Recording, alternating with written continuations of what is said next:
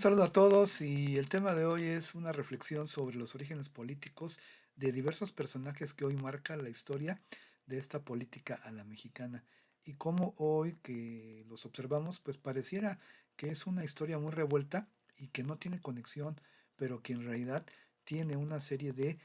conexiones profundas que obedecen simple y llanamente a un mismo origen, la lucha por el poder, el deseo por tener el balón en las manos. Y ese deseo por tener el balón en las manos, ¿quién no lo ha podido observar de manera más directa en los presidentes en turno que han buscado en algún momento histórico en esta política la mexicana de poder pervivir más allá de su sexenio? Recordemos que estamos viviendo momentos inéditos que tienen tintes de cambio a nivel histórico muy importante cuando en este 2018 la figura política histórica de Andrés Manuel López Obrador pues cobra relevancia al poder lograr la presidencia de la República gracias a una serie de factores, pero particularmente a ese factor popular que le da el gran apoyo masivo mediante el voto y un voto que en un buen porcentaje pudo haberse debido a ese hartazgo, a esa molestia, a ese enojo del pueblo mexicano por observar que la política tradicional se había pervertido a tal nivel que solamente aquellos que llegaban a ocupar un puesto político, pues llegaban ahí para robar. Yo creo que todos estamos conscientes de esa idea que hemos escuchado, donde el político tradicional dice, Señor, no me des, ponme donde hay, yo me voy a ocupar de lo demás. Y ese es el pensamiento número uno que se generó en estos políticos tradicionales que emanaron posteriormente del proceso revolucionario y que querían a toda costa mantener el control, llegar a la silla presidencial y que depositarios de una tradición de crisis, de lucha revolucionaria, se arrebataban este poder, pues de manera terrible, asesinando, matando y acabando con el contrario para ser cada uno en su momento quien pudiera detentar el poder presidencial. Hay que mirar esto con mucha atención y darnos cuenta que es en el año de 1934 cuando llega a la presidencia de la República un personajazo que va a ser Lázaro Cárdenas, un exmilitar también que con esa experiencia post-revolucionaria genera una estrategia novedosa que iba a marcar el nuevo rumbo de la política a la mexicana. En vez de lucha a balazos, en vez de ganar al otro con plomo, bueno, se modifica esto y se le dice menos plomo, más plata y más tiempo de espera para que cada uno de esos representantes que fueron diezmados entre ellos mismos y lograron llegar a ese momento histórico, pues cada uno de ellos pues pudiera seguir con la posibilidad de lograr el poder, como pues, la presidencia de la República. Así, uno de los grandes méritos de Lázaro Cárdenas es, además de haber reorganizado o inventado el concepto de los sexenios, en ese primer sexenio, reitero, del 34 al 40, empieza a generar toda una serie de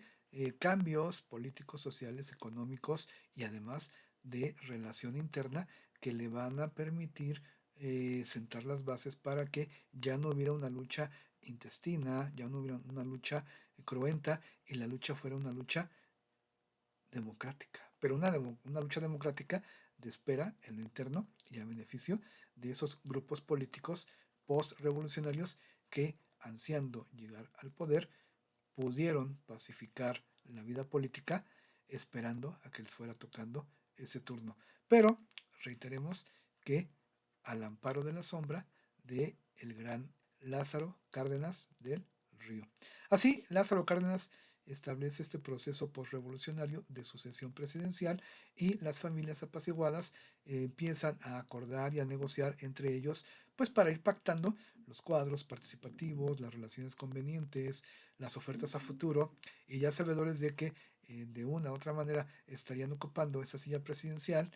estarían haciendo esos pactos con el poder del antecesor y tratando de obtener una legitimidad, una autonomía, una independencia a futuro para poderse separar cada vez más del antecesor y poderse instaurar con libertad como un participante de cambios y de propuestas. Todo esto iba bien hasta que esta familia post-revolucionaria, ahí por los años de los 70s, 80s, empieza a entrar en crisis y llega el neoliberalismo, y de entre estos neoliberalismos y dentro de esta familia política surge la figura de Carlos Salinas de Gortari, quien con una mentalidad diferente empieza a establecer estos cambios en esta política a la mexicana una vez que llega a la presidencia, y empieza a cooptar a buena parte de aquellos grupos postrevolucionarios para poderlos mantener en un manejo conveniente y a futuro acordar una serie de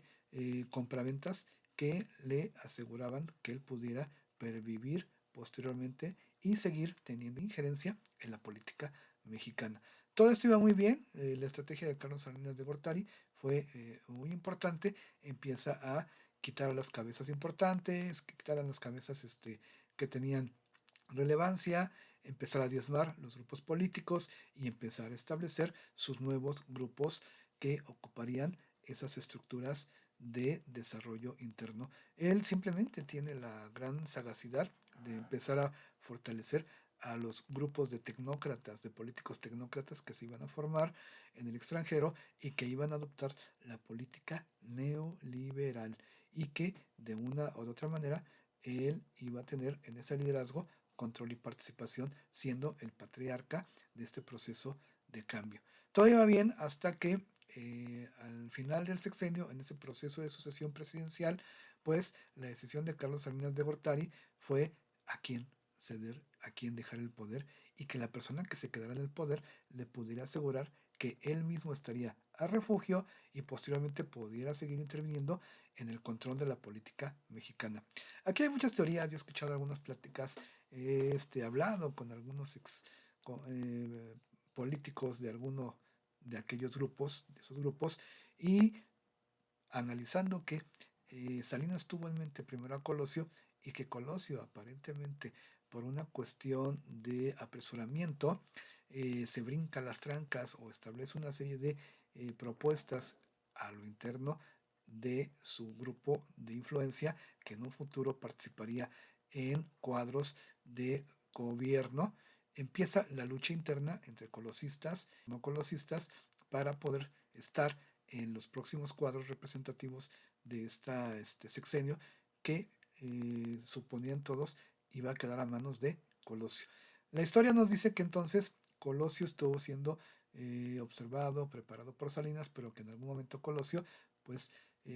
se aceleró o agilizó este proceso de ruptura y cayó en crisis en la relación Colosio-Salinas, por lo cual Salinas tuvo que echar mano de su plan B, que pudo haber sido otro personaje a modo, y quien mejor, la historia nos dice que fue Ernesto Zedillo Ponce de León, quien aparentemente no le causó conflicto, parecía que le iba a asegurar la permanencia posterior en la política, y todo hubiera salido bien si no esta lucha interna de la gente que estaba en los cuadros de formación política, primero los que habían quedado fuera de la jugada, los colosistas, y luego aquellos que tuvieron que pasarse al bando sedillista jurando lealtad, pues necesitaban reorganizarse al mando de figuras importantes que en su tiempo habían participado con Colosio. Uno de estos copartícipes, en su momento también, y salido de la Secretaría de Desarrollo Social, fue este personaje que hoy en día tiene esa relevancia. Líbano Sáenz, quien es cooptado por Ernesto Zedillo, y a sabiendas de que él tenía una participación muy importante con los grupos de excolosistas y podría convocarlos para fortalecer ese bloque opositor Zedillo contra Salinas, que le iba a permitir a Zedillo retomar decisiones sin contravenir ninguna situación de este convenio que hubiera tenido con Salinas, y hasta posiblemente romper con él y establecer un rumbo personal diferente. Nosotros podemos analizar que esto tiene cierta lógica, porque posiblemente Carlos Salinas de Gortari ya tenía en ese plan B, plan C,